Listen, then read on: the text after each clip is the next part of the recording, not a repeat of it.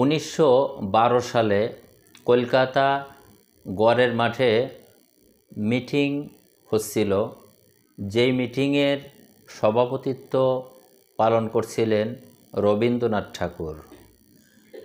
British সরকার পূর্ব বাংলায় বিশ্ববিদ্যালয় প্রতিষ্ঠিত করবে, আর এইটার বিরোধিতা রবীন্দ্রনাথ ঠাকুর করছেন যে না, পূর্ব বাংলায় ইউনিভার্সিটি করার কোনো দরকার নাই, ইউনিভার্সিটি করা যাবে না।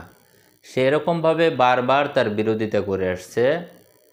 অবশেষে রবীন্দ্রনাথ ঠাকুরের যেই বিশ্ববিদ্যালয় করবে ব্রিটিশ সরকার, সে যেটা নিষেধ করছিল সেটা নিষেধ করে সে জয়ী হতে পারে নাই।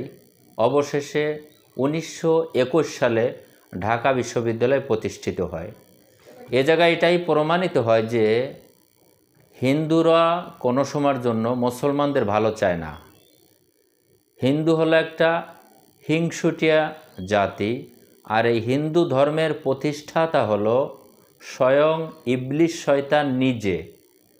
আপনারা আদম আলাইহিসসালাতু ওয়াসসালামের দুই সন্তান হাবিল এবং কাবিলের যেই মারামারিতে তার এক ভাই মারা যায়, এই কাহিনীটা আপনারা পড়বেন, তাহলে আপনাদের পরিষ্কার হয়ে যাবে যে হিন্দু ধর্মের প্রতিষ্ঠাতা হলো ইবলিস শয়তান নিজে।